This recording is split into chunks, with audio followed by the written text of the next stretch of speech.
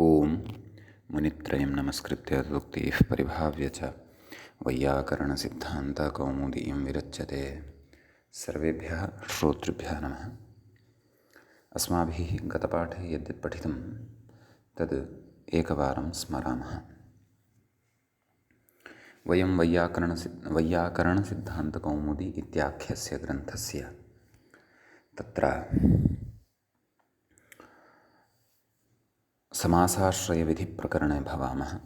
प्रकरणस्यास्य 27 पाठः नैव 28 पाठः गतपाठः प्रवृत्तः।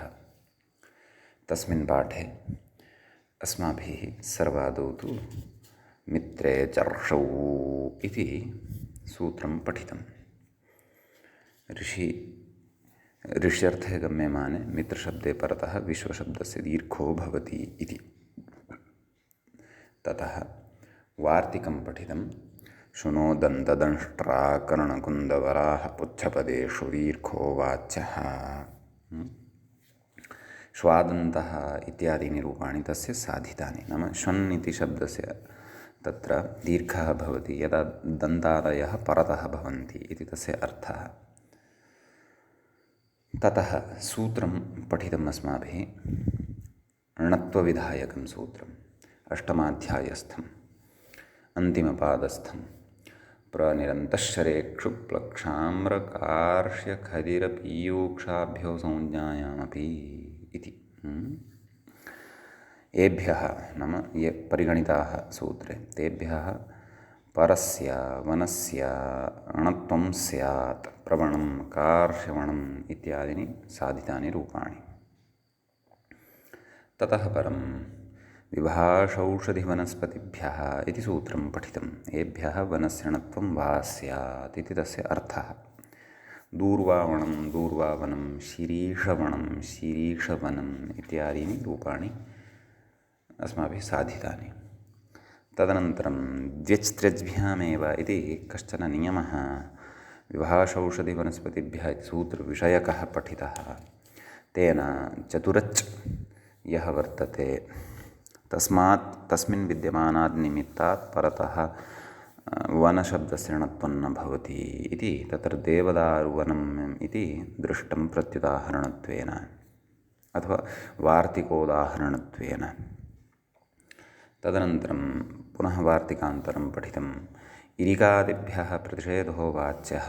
नाम इरिका मिरिका तिमिरा इत्यादयः सन्ति इरिकादिगणपठिताः शब्दाः। तेभ्यः शब्देभ्यः परतः अपि तत्र णत्वं न भवतु वनशब्दस्य इति कश्चन निषेधः उक्तः। अतः तद्विषये अपि अस्माभिः ज्ञातम् इति। एतावन्तः विषयाः 28 पाठे अस्माभिः विचारिताः। इदानीं 29 पाठस्य अथवा 29 पाठस्य आरम्भः भवति। अस्मिन् पाठे अग्रिमं सूत्रं भवति वाहनमाहितात् इति। तत्र वाहनम् इति प्रथमान्तं पदं भवति। आहितात् इति पञ्चमीविभक्तेः एकवचनं भवति। एवं किल। तत्र पूर्वपदात् संज्ञायामगः इत्यस्मात् सूत्रात् पूर्वपदात् इति अनुवर्तते।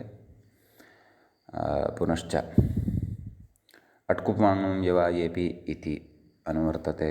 रसाभ्यां नोणः समानपदे इति सूत्रात् समानपदे इति विहाय रसाभ्यां नोणः इति पदत्रयम् अनुवर्तते। संहितायाम् इत्यस्य अधिकारः वर्तत एव। समीचीनम्। अस्तु, व्याख्याता किं कथयति, मूले च किमुक्तं तत् पश्यामः। वाहनमाहितात्। वाहने आधीयते वहनाय यत् न तु स्वयमेव आरोढुं शक्नोति तदाहितम्। आहितात् इति सूत्रे आहित इति शब्दस्य पञ्चमी विभक्तिः खलु वर्तते। आहितात् तर्हि किं नाम आहितम् इति खलु अस्माभिः तत्र उच्यते, ज्ञातव्यम् आदौ, ततः सूत्रार्थः स्पष्टः भविष्यति वा न वा। नाम वाहने आधीयते, वहनाय यत्, नाम एतत् वोढ्वा नेतव्यम् अस्ति, अतः वाहने स्थाप्यते। नाम स्थापनविशेषप्रकारः एव आधानम् अथवा तदेव आधीयते, नाम स्थाप्यते यत्, न तु स्वयमेव आरोढुं शक्नोति, तदेव वाहितं। वाहने तत्र द्विविधस्य आरोहणं भवितुम् अर्हति एवं खलु, अथवा आधानं भवितुम् अर्हति। एकः तु तादृशः कश्चन पदार्थविशेषः अथवा द्रव्यविशेषः यः अस्माभिः उत्थाप्य वाहने स्थाप्यते, यस्य स्वकीया गतिः न भवति, एवं किल।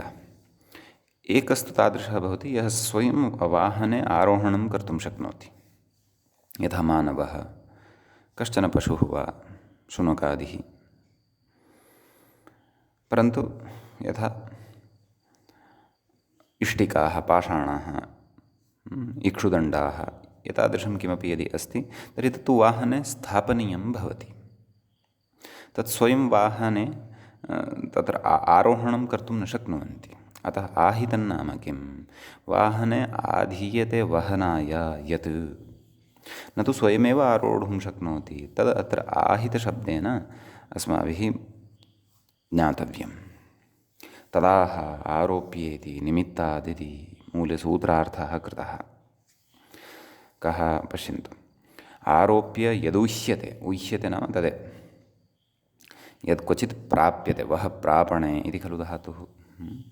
उह्यते नाम आरोप्य, आरोप्य नाम संस्थाप्य, एवं खलु, अथवा आधाय इति। आधीयते इत्यत्र आङ्गुपसर्गपूर्वक धा धातुः। अतः तदेव आहितं वस्तुतः। यद् आरोप्य नाम वाहने संस्थाप्य यद् उह्यते, ऊढ्वा नीयते, वोढ्वा नीयते इत्यर्थः।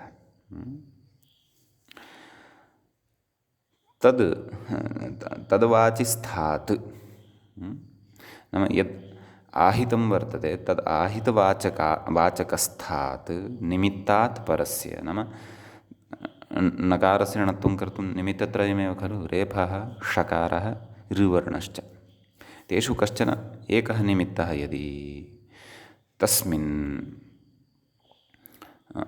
आहितवाचके शब्दे भवति, आहितञ्च किं तदस्माभिः ज्ञातं, तदा ततः परस्य वाहननकारस्य, नाम वाहन इत्यस्य यः नकारः वर्तते तस्य णत्वं भवति इति, एवं किल।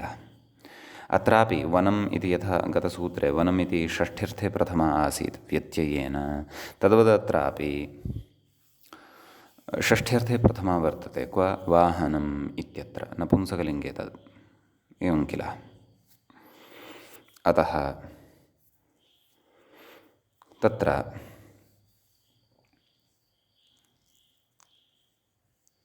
वाहनशब्दस्य यः नकारः तस्य णत्वं भवति इत्यर्थः लभ्यते।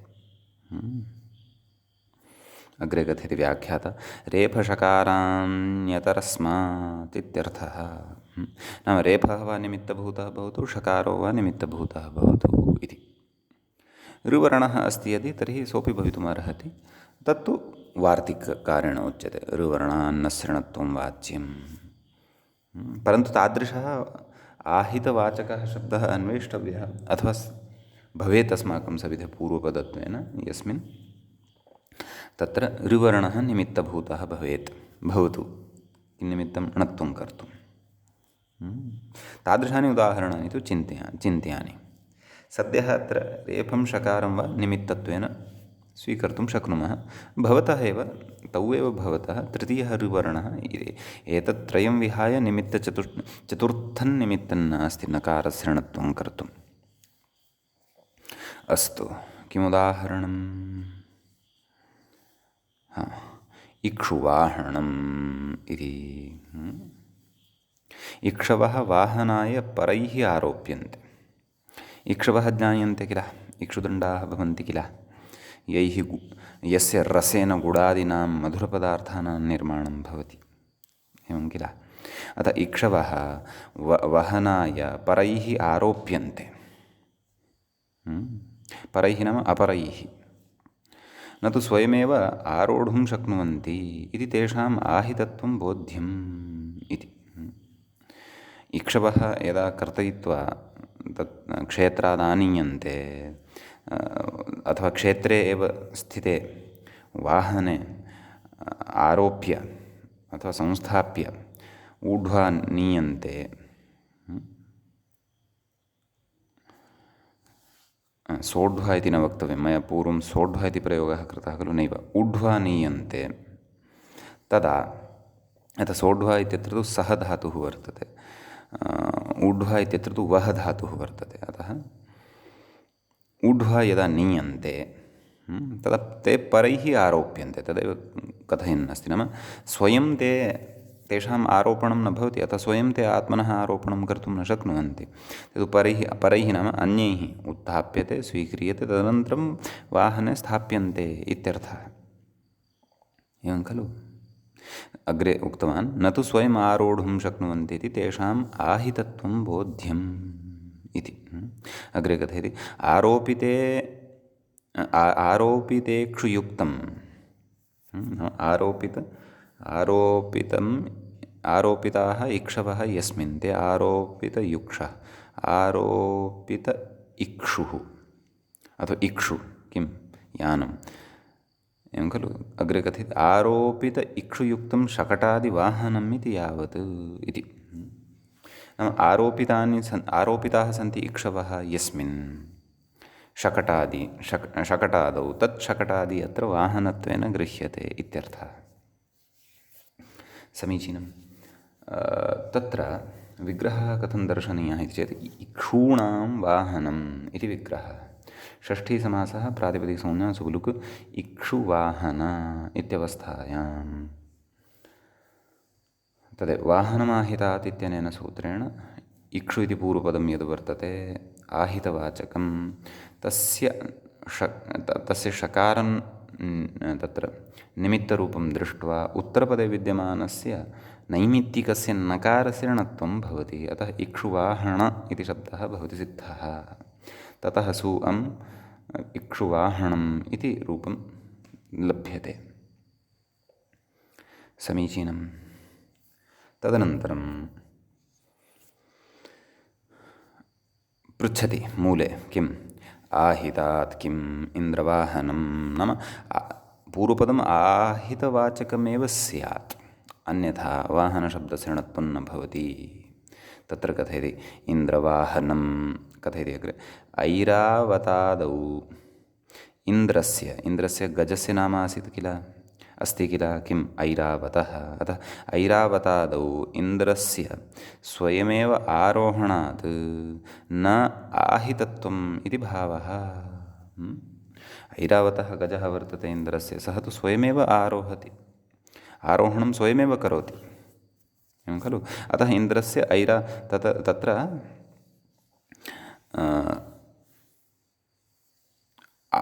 आहितत्वं नास्ति। नाम सः इन्द्रः केनचन अन्यैः उत्थाप्य, अथवा यथा इक्षवः उत्थाप्य स्थाप्यन्ते तथा सः उत्थाप्य नारोप्यते कस्मिन् ऐरावताख्ये गजे।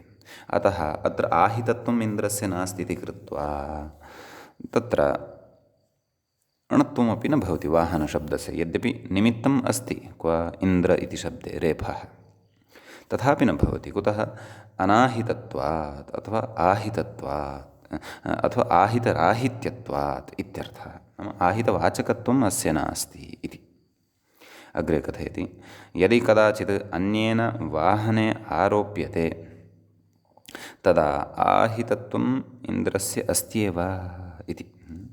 नाम यदि अन्येन वाहने आरोप्यते इन्द्रः, नाम सेवकाः सन्ति अथवा अन्ये सन्ति, ते तं तत्र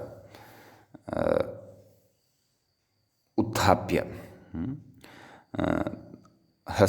नाम ऐरावते उपवेशयन्ति यदि सेवकादयः तस्य, तदा तु तस्य आहितत्वं भवति।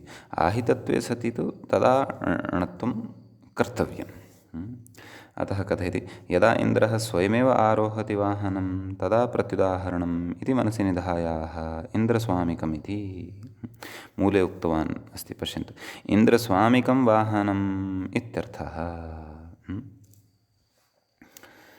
नाम इन्द्रः स्वामी यस्य वाहनस्य तद्वाहनम् इन्द्रस्वामिकं वाहनं, कस्य अर्थः?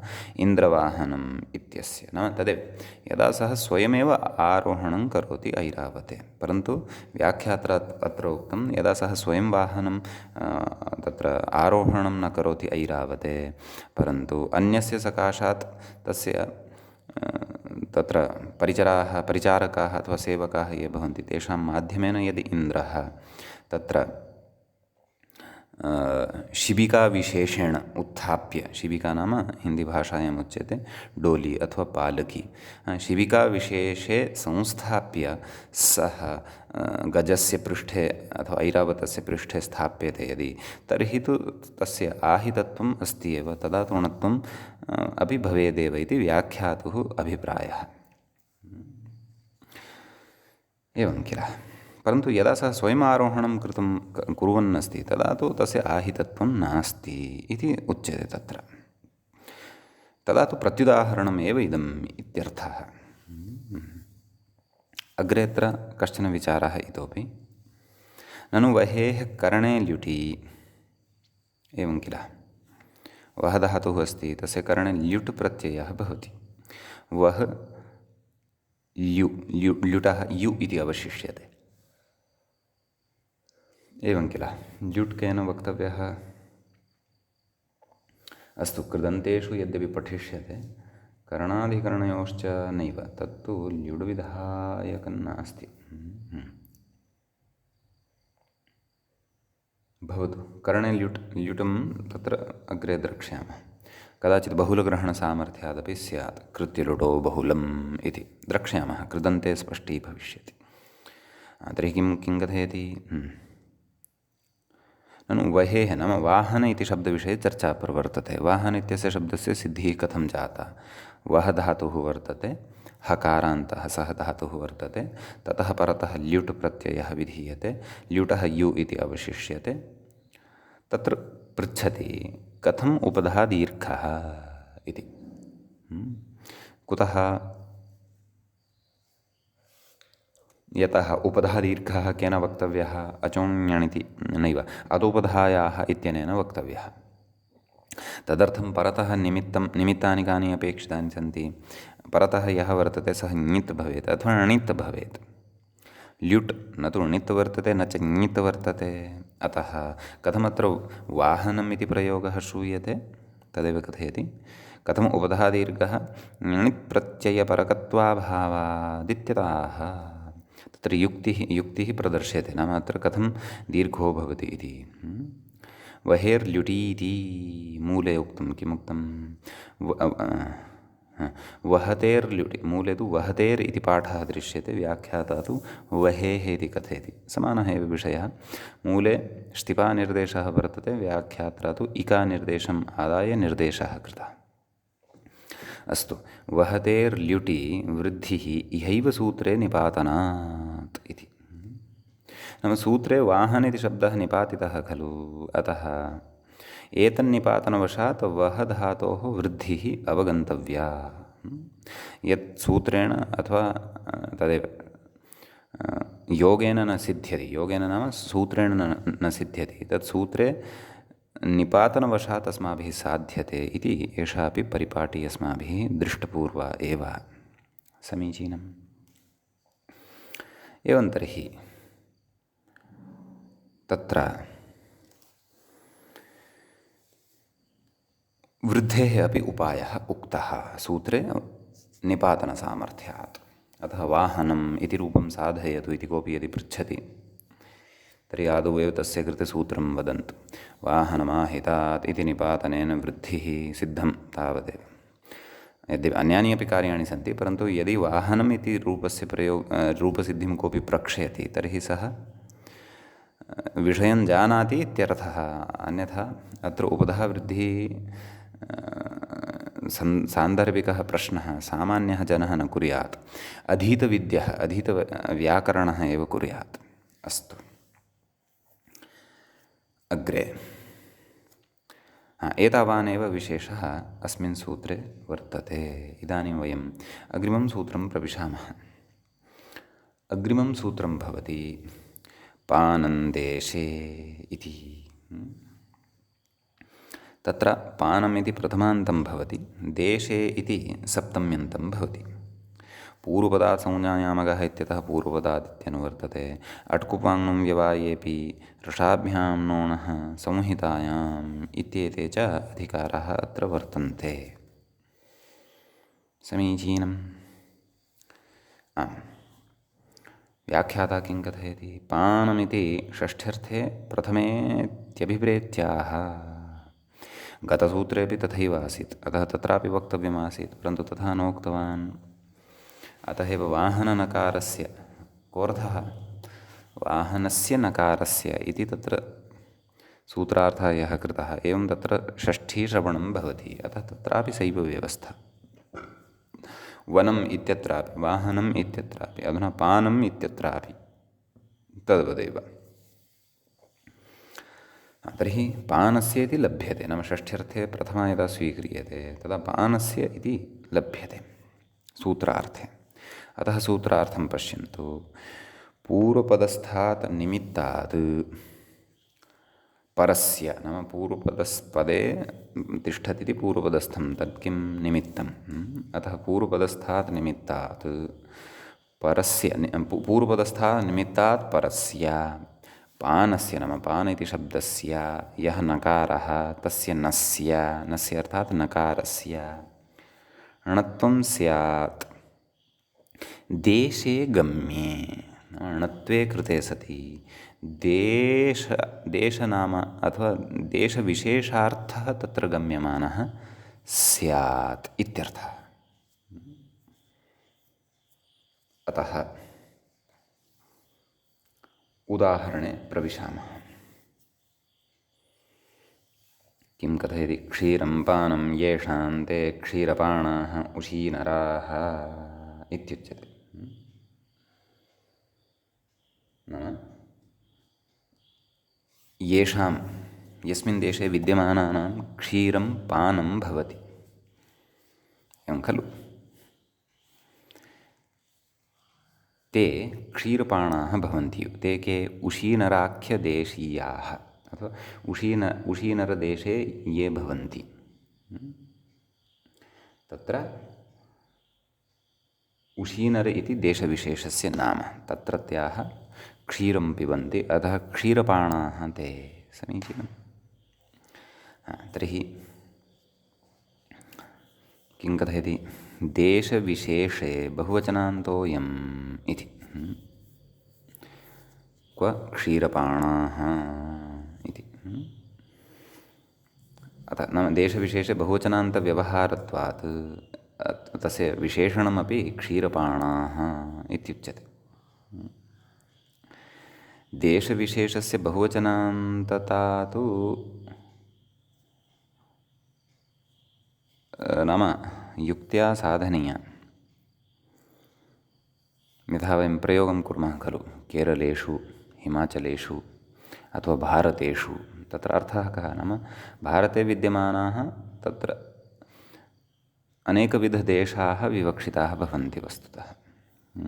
अतः तत्र बहुत्वाभिप्रायः, बहुत्वम् उपयुज्यते इत्यर्थः। एवं किल? अस्तु,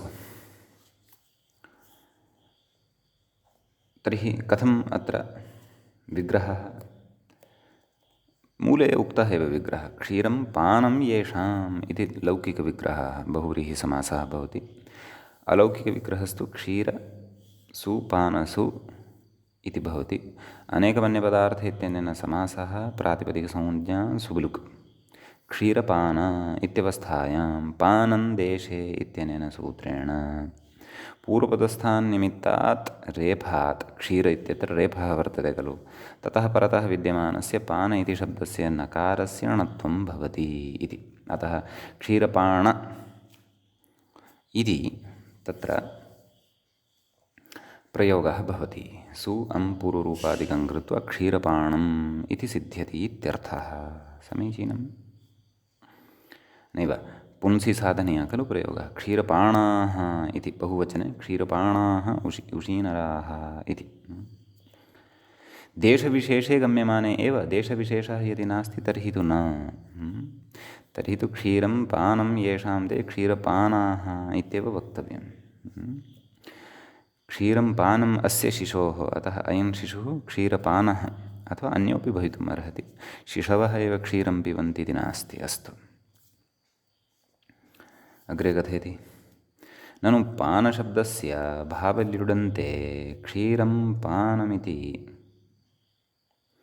कथं समानाधिकरण्यम् इत्यतः पानशब्दः भावल्युडन्तः अपि सिद्ध्यति। पीयते इति पानं वा न वा?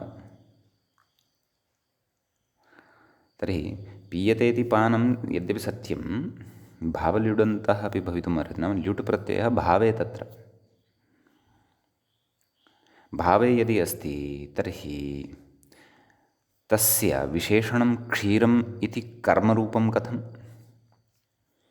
वा न वा? पीयते क्षीरं यस्मिन् देशे इत्यस्मिन् वाक्ये क्षीरं कर्म किल, एवं खलु? नाम क्षीरं पानं यस्मिन् देशे इत्यत्र क्षीरं कर्म किल,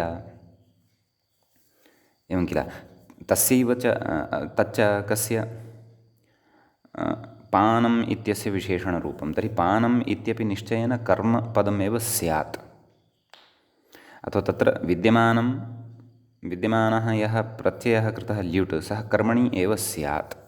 परन्तु तत्र पादधातोः ल्युट् भावे खलु भवति, भावे अपि भवति खलु। भावे ल्युटि सति पान इति शब्दः सिद्धः भवति, एवं खलु? पादधातोः पाने इति धातोः भावल्युडन्तशब्दः पान इति सिद्धः भवति। तथा चेत् भावे पानमित्येव उपयुज्येत। तस्य कथं तर्हि क्षीरमिति विशेषणं वा न वा? तथा नाम भावल्युडन्तः यदि इदं अयं पानशब्दः, तर्हि तु क्षीरम् इत्यनेन सह तस्य सामानाधिकरण्यं न स्यात्। यतः क्षीरं तत्र कर्मरूपं, पानं तत्र भावरूपं। भावकर्मणोः भेदे सति तत्र सामानाधिकरण्यं न स्यात्। पानं यदि भावे तर्हि तस्य कर्माख्यं विशेषणं नोत्पद्येत वा न वा? क्षीरमिति च भावेन प्रयोक्तुं न शक्यते, एवं किल? तदेव अत्र कश्चन विचारः उच्यमानः अस्ति। ननु पानशब्दस्य भावल्युडन्तत्वे क्षीरं पानम् इति कथं सामानाधिकरणं? सामानाधिकरणं च बहुरीहो अपेक्षितम्, एवं किल? अतः आह पीयते इति पानं कर्मणि ल्युट् इति। नाम भोः, अत्र भावे ल्युट् नास्ति, अत्र तु कर्मणि ल्युट् अस्ति इत्युच्यते, एवं किल?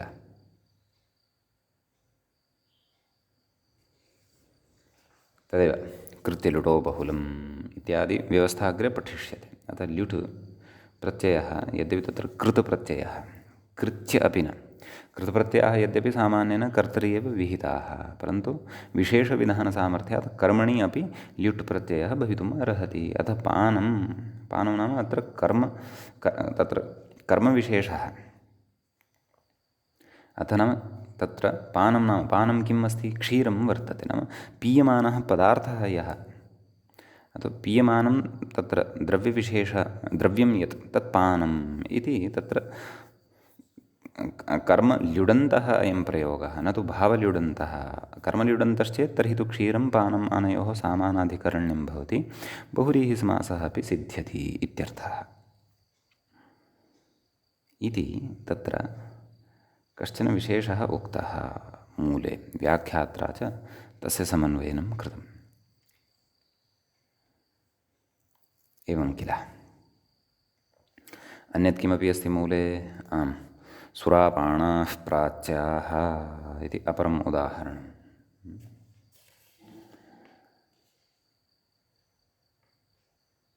तत् व्याख्याता त्यक्तवान्, परन्तु अस्माभिः तु द्रष्टव्यं। यद्यपि कर्मल्यूट् विचारः इतः अग्रे अस्ति, अतः इदमपि उदाहरणं साधनीयं। किं? सुरापाणाः प्राच्याः, सुरापानं येषाम् इति।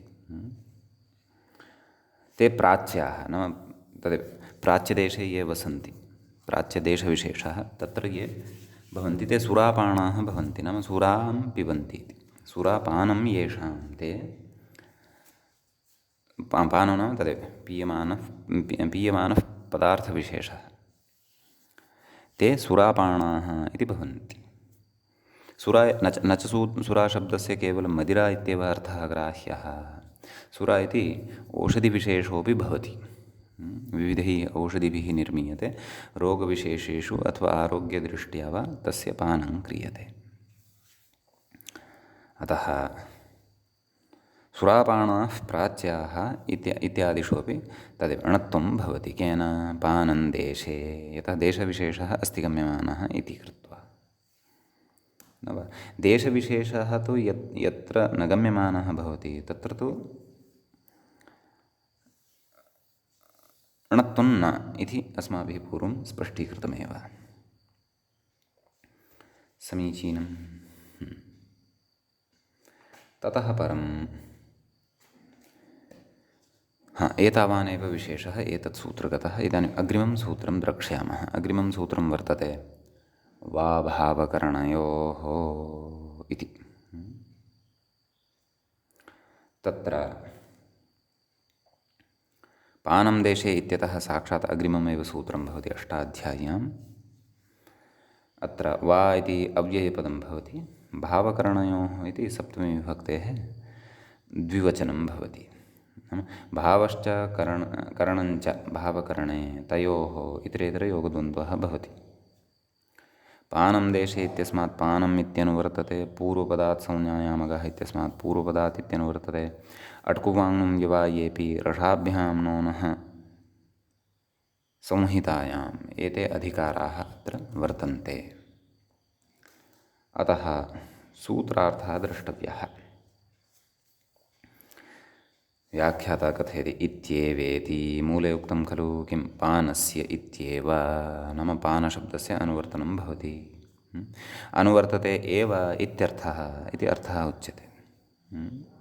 अग्रे कथयति भावे करणे च यः पानशब्दः, एवं किल, तस्य उक्तविषये णो वा स्यादित्यर्थः। भावे करणे च यः पानशब्दः भवति, नाम भावार्थे पानशब्दः अथवा करणार्थे पानशब्दः यदि प्रयुक्तः, तदा उक्तविषये,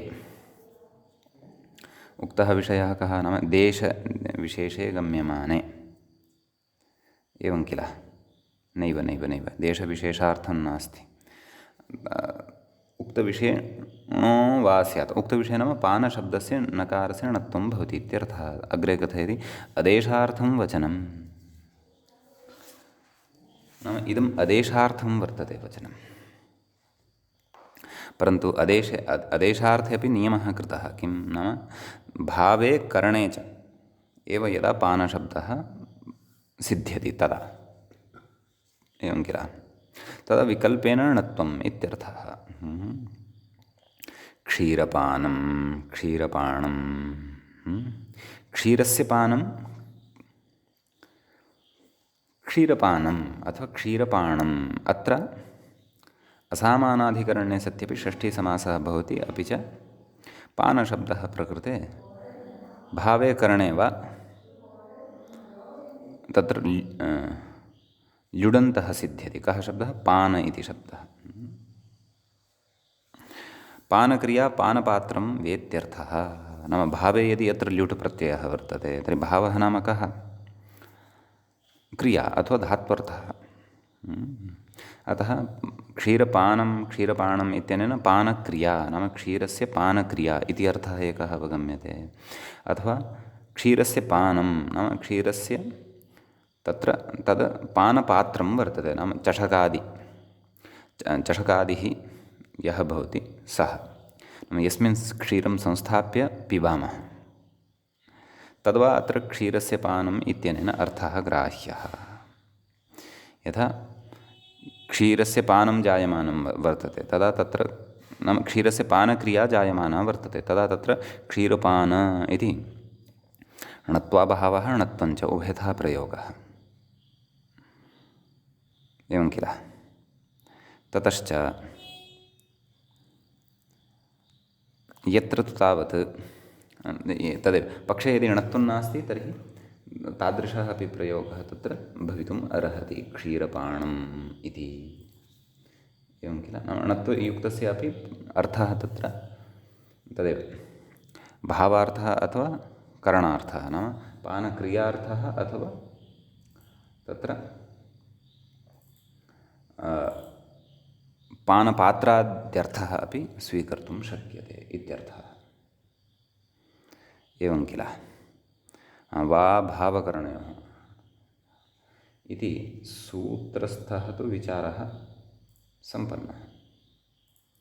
इदानीम् अत्र किञ्चन वार्तिकं दृश्यते।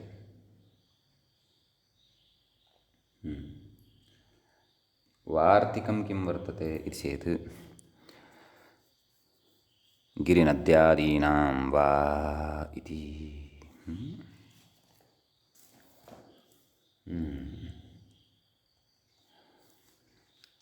इति वार्तिकं वर्तते।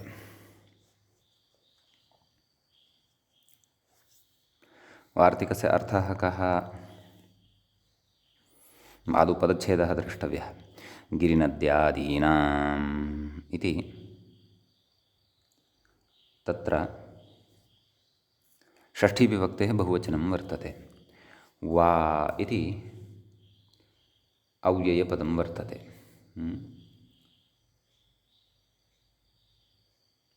नाम गिरिनद्यादिगणः कश्चन वर्तते।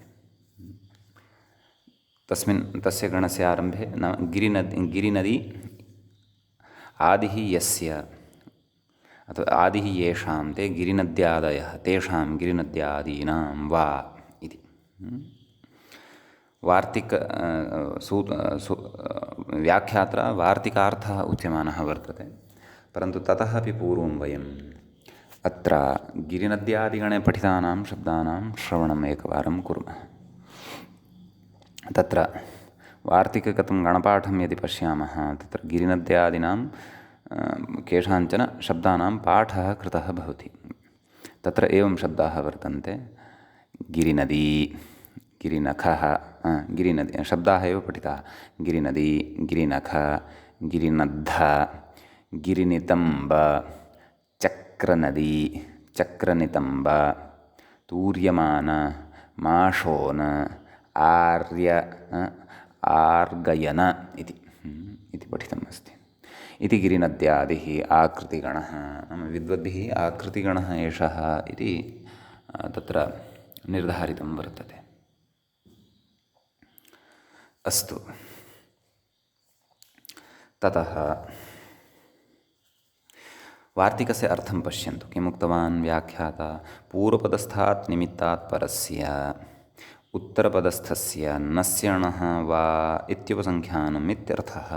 नाम पूर्वपदस्थात् नाम निमित्तं पूर्वपदे भवेत्, ततः उत्तरपदं यद् वर्तते तस्य नकारस्य णः भवति, विकल्पेन भवति इति वक्तव्यं। केषु? गिरिनद्यादिशब्देषु। तर्हि तत्र उदाहरणं दत्तं मूले, पश्यन्तु विकल्पेन। गिरिनदी, गिरिणदी इति। गिरेः नदी, गिरिनदी। ततश्च पक्षे गिरिणदी इत्यपि। विकल्पेन णत्वव्यवस्था तावदेव। अर्थविशेषश्च अत्र तथा नोक्तः। गणः कृतः आकृतिगणः एषः। अतः तादृशाः शब्दाः अत्र अन्तर्भावयितुं शक्यन्ते येषां तत्र विकल्पेन णत्वं श्रूयते। पूर्वपदस्थान् निमित्तात् परतः नकारस्य। गिरिनदी गिरिणदी इति कथं विग्रहः उक्तः व्याख्यात्रा? गिरेर्नदी, गिरेः, गिरिः नाम पर्वतः, तस्य नदी गिरिनदी अथवा गिरिणदी इति भवति। अग्रिमम् उदाहरणं चक्रनितम्बेति मूले उक्तं चक्रनितम्बा, चक्रनितम्बा इति विकल्पेन णत्वं भवति। चक्रनितम्बशब्दः अस्माभिः गणे श्रुतः एव। चक्रमिव नितम्बः यस्याः सा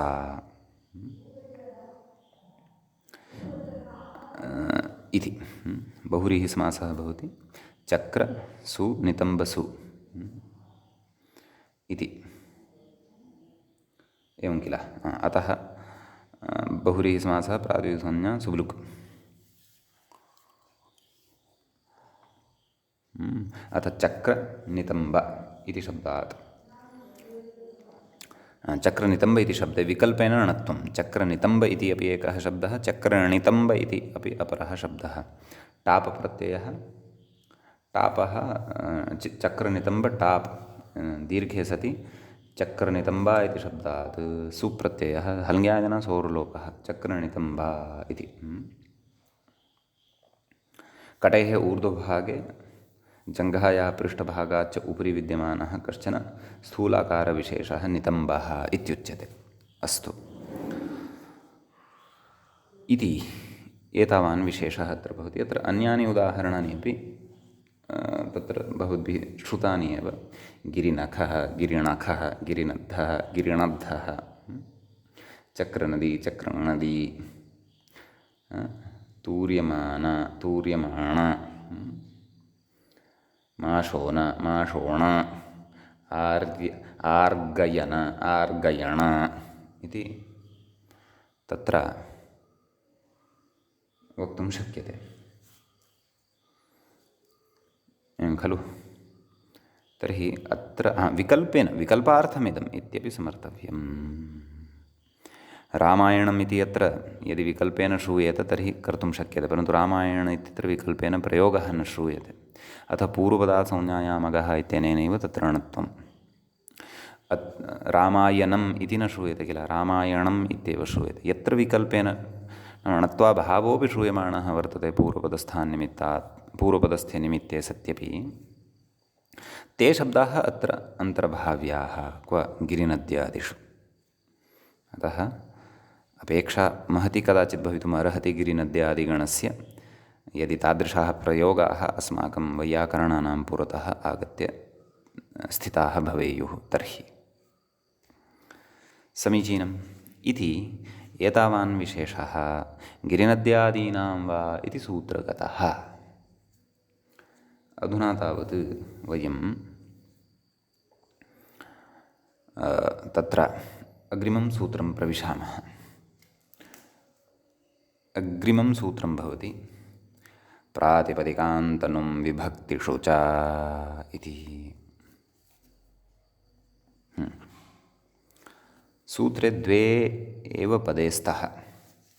प्रातिपदिकान्तनुं विभक्तिषु इति एकं पदं वर्तते, सप्तमी विभक्तेः बहुवचनान्तं भवति। च इति अव्ययपदम् अस्ति।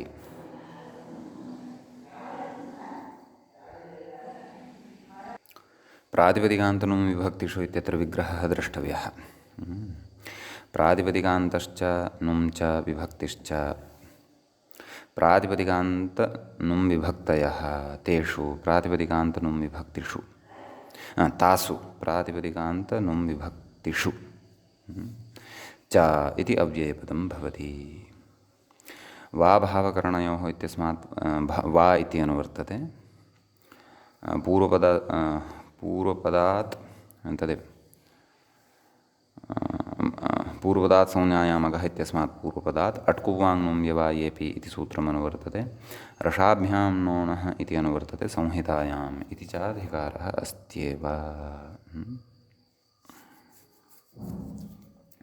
एवं किल। किं कथयति व्याख्याता पूर्वपदस्थादिति सूत्रार्थः मूले उक्तः कथम् उक्तः पश्यन्तु पूर्वपदस्थात् निमित्तात् परस्य येषु नाम प्रातिपदिकान्तनुं विभक्तिषु स्थितस्य नस्य नाम प्रातिपदिकान्ते स्थितः यः नकारः तस्य अथवा अपि च नुमि नुमि स्थितः यः नकारः तस्य अपि च विभक्तौ स्थितः यः नकारः तस्य नस्य णः नाम तस्य नकारस्य णकारः भवति विकल्पेन भवति नस्य णो वा स्यात् इत्युच्यते विकल्पेन णत्वं भवति इत्यर्थः एवं किल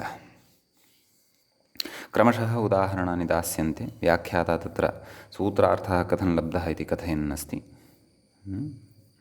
पूर्वपदात् संज्ञायाम् इत्यतः तदनुवृत्तेरिति भावः इति उक्तमेव येषु स्थितस्य कथयति प्रातिपदिकान्ते नुमि विभक्तौ च विद्यमानस्य इत्यर्थः वा स्याद् वा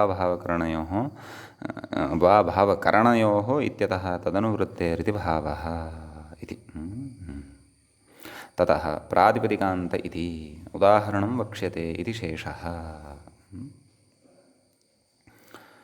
प्रातिपदिकान्तनुं विभक्तिषु इत्यस्य उदाहरणं वक्ष्यते क्व मूले यदुक्तं प्रातिपदिकान्ते नाम उदाहरणम् एवम् अस्ति अग्रे इत्यर्थः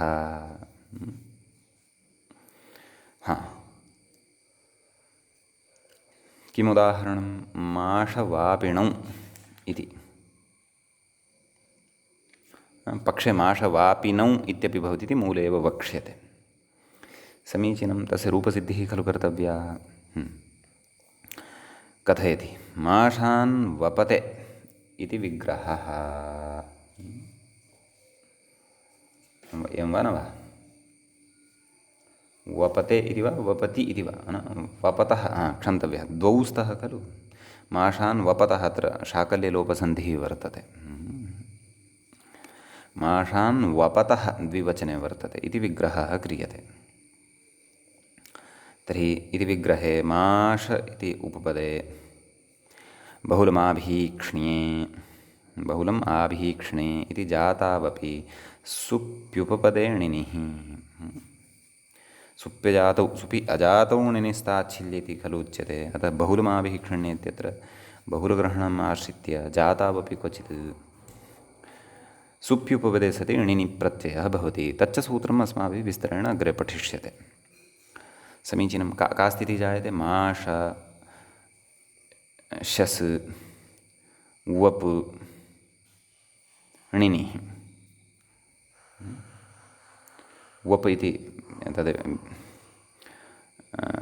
बीजाद्यारोपणार्थे धातुः प्रयुज्यते किल सः धातुः अतः णिनिः इत्यस्य इन् इति अवशिष्यते णिनि इति णित् वर्तते णित्वात् तत्र वप् इत्यत्र उपधः दीर्घः पकारोत्तरवर्ती यः अकारः तस्य दीर्घः अत उपधः याः इत्यनेन अतः माष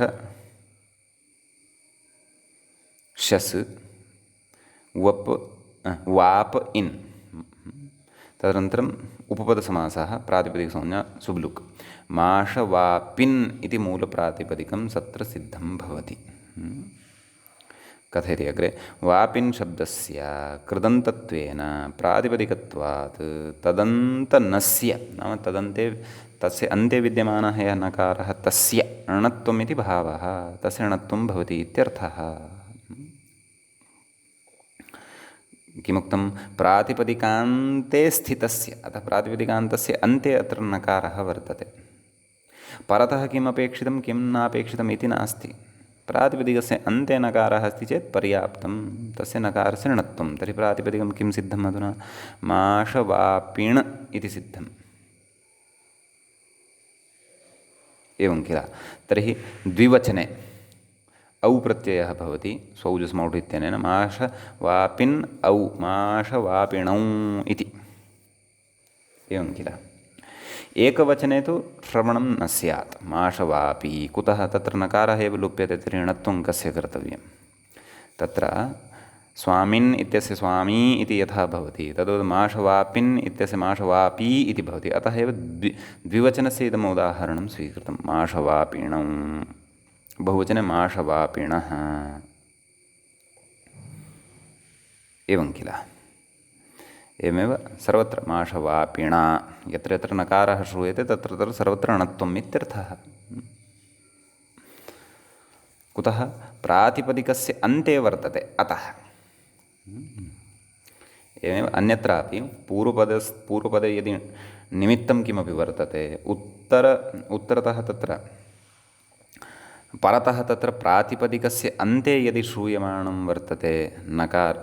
वर्तते यदि नकारः, तर्हि तस्य णत्वं प्रातिपदिकान्तरविभक्तिषु च इत्यनेन कर्तव्यम् इत्यर्थः।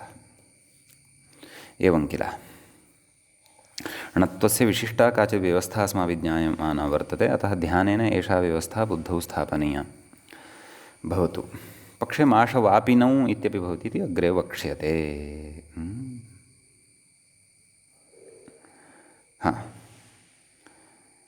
किमुक्तं? जातम्। एषा पङ्क्तिः समन्वयी, अस्याः पङ्क्तेः समन्वयनं कृतं खलु।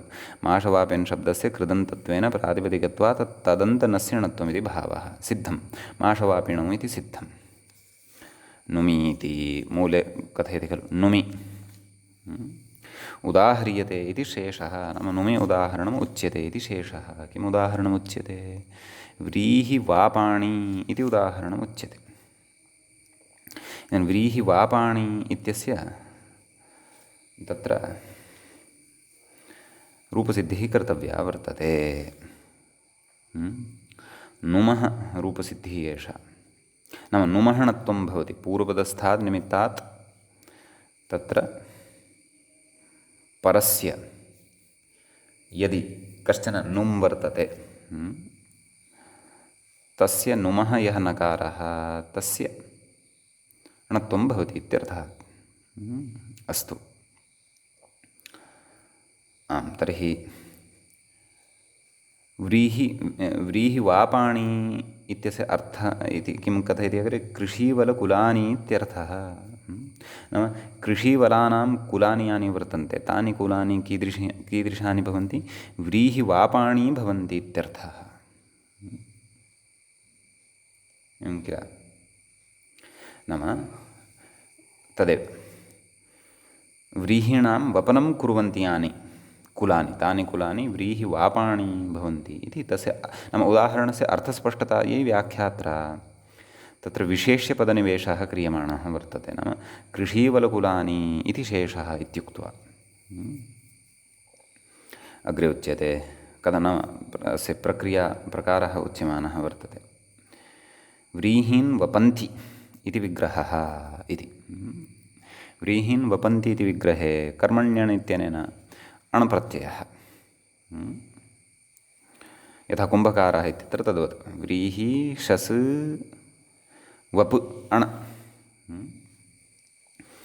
तत्र अण् अणित् इति कृत्वा उपधावृद्धिः एवं खलु। केन? अत उपधायाः वृद्धेः किल सः प्रसङ्गः इति स्मरामि। मम प्रायशः तत्र भ्रमः भवति, वृद्धेः प्रसङ्गः वा अथवा दीर्घस्य प्रसङ्गः वा। एकक्षणं स्पष्टीकुर्मः। सत्यं सप्तमाध्याये खलु वृद्धेः प्रसङ्गः। अङ्गोपधायाः अकारस्य स्थाने ङिति च प्रत्यये वृद्धिर्भवति। वृद्धिर्यस्याचामादस्ति वृद्धम् इत्यत्र किल, ततः किल वृद्धिः इति अनुवर्तते। अस्तु। वृद्धेः प्रसङ्गः। एवं तर्हि गत उदाहरणे अपि तत्र मया यत्र क्वापि यदि दीर्घः इति उक्तः स्यात् तर्हि तदपि परिष्कुर्वन्तु इति प्रार्थये। अस्तु। तर्हि का स्थितिः जाता? कर्मणि अणि सति तत्र वृद्धिः जाता। किं लब्धं? व्रीहि वाप् मेलनेन व्रीहिवापा इति उपपदसमासः खलु भवति। अत्र पूर्वपदं व्रीहि इति वर्तते, तत्र च निमित्तं स्थितम् अस्ति खलु। किं तद् इति चेत् रेफः निमित्तरूपः। अतः किमुच्यते व्रीहिवापशब्दात् नपुंसकात्। व्रीहिवापशब्दः अत्र नपुंसकलिङ्गे गृहीतः। कुतः? यतः कृषीवलकुलानि इत्यस्य विशेषणं खलु तत्। अतः तत्र यथा फलशब्दस्य अथवा पत्रशब्दस्य प्रथमाविभक्तेः बहुवचने पत्राणि इति भवति खलु, तद्वद् व्रीहिवापाणि इति भवति इत्यर्थः। एवं किल? तदिदम् एकवचने अपि भवितुमर्हति। व्रीहिवापं, व्रीहिवापे, व्रीहिवापाणि। परन्तु नुं तु बहुवचने एव लभ्यते इति कृत्वा बहुवचनस्य उदाहरणमिदं दत्तं। समीचीनम्। आं, तर्हि तत्र व्रीहिवाप इति शब्दः यः सिद्धः, ततः अग्रिमां प्रक्रियां कथयति। किं कथयति? व्रीहिवापशब्दात् नपुंसकात् जश्शसोः शिः, नाम बहुवचने कः प्रत्ययः आयाति? जस् प्रत्ययः, तस्य शिः इति आदेशः भवति। शिः, शि इत्यस्य इ इति अवशिष्यते। समीचीनं। तत्र का स्थितिः जायते? व्रीहिवाप इ इति स्थितिः जायते। व्रीहिवाप इ इत्यवस्थायाम् अग्रे तत्र पठिष्यते, पठिता अस्माभिः शब्दाधिकारे सर्वापि प्रक्रिया नपुंसकलिङ्गशब्दानां, तद्वदत्रापि नपुंसकस्य झलचः इति नुमि। एवं खलु? नपुंसकस्य नुमागमः भवति। एवं किल? तर्हि स च नुम् आगमः, नुम् इति मित् वर्तते, अतः मिदजोन्त्यात् परः इति परिभाषा सहकारेण नपुंसकस्य खलु नुम् उक्तः। अतः नपुंसके यः अन्त्यः अत्र नपुंसकलिङ्गे विद्यमानस्य नपुंसकलिङ्गस्थस्य शब्दस्य व्रीहिवाप इति नपुंसकलिङ्गे विद्यमानस्थस्य शब्दस्य अन्त्यस्य पकारोत्तरवर्तिनः अकारस्य अवयवभूतः, तस्माच्च परतः आगत्य तिष्ठति नुम् मित्वात्। नुमः किमवशिष्यते? न इति अवशिष्यते। अतः व्रीहिवाप न इति स्थितौ तत्र समग्रस्थितिः का लब्धा? व्रीहिवापन् इ। ततः सर्वनामस्थाने च सम्बुद्धौ इत्यनेन दीर्घः व्रीहिवापान् इ। व्रीहिवापान् इ इत्यवस्थायां नुमो नस्यणत्वम् इति भावः। केन? प्रातिपदिकान्तनुं विभक्तिषु इत्यनेन। तत्र नुम् इति पठितः खलु। अतः पूर्वपदमत्र किम्? व्रीहि। पूर्वपदस्थान्निमित्तात् परस्य नुमः अत्र णत्वं भवति इति। अतः अत्र तत्र व्रीहिवापाण् इ, व्रीहिवापाणि इति प्रयोगः सिद्धः भवति इत्यर्थः। समीचीनम्। इति नुमः नकारस्य अथवा नुमि विद्यमानस्य नकारस्य णत्वस्य इदम् उदाहरणं। समीचीनम्। पूर्वपदग्रहणात् तत्र उत्तरपदस्य आक्षेपः तु स्वयमेव, नाम उत्तरपदं तु अत्र आक्षेपात् स्वयमेव लभ्यते। एवं किल? नाम उत्तरपदं यदा भवति तदैव तत्र पूर्वपदस्य अपि लाभः अथवा प्राप्तिः भवति किल? अथवा पूर्वपदप्रसङ्गः यदि, तर्हि उत्तरपदमपि स्वयमेव उपस्थितं भवति इति। अतः उत्तरपदे विद्यमानः यः नुम्, तस्य नुमः णकारः भवति इति स्पष्टतया ज्ञातव्यम् इति अर्थः। यद्यपि उत्तरपदे इति अधिकारस्था न एषा चर्चा। उत्तरपदे इत्यस्य तु इति अधिकारसम्बद्धनियमाः तु बहवः पठिताः, अग्रे केचन कदाचित् पठ्येरन्।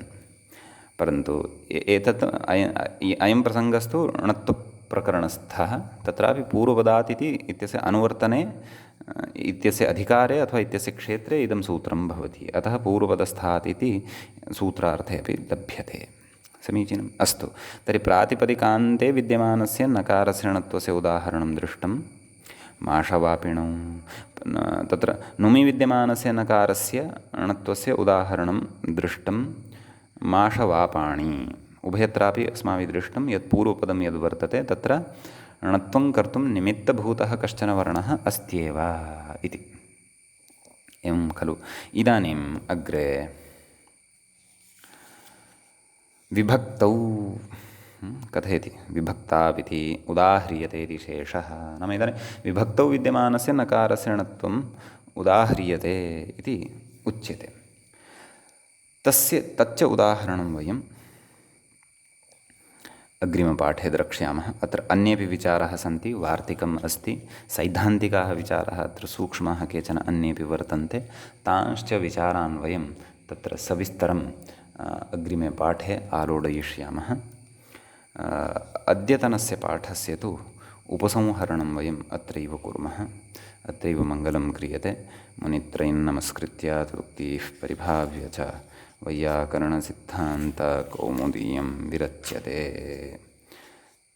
सर्वेभ्यः श्रोतृभ्यः नमः।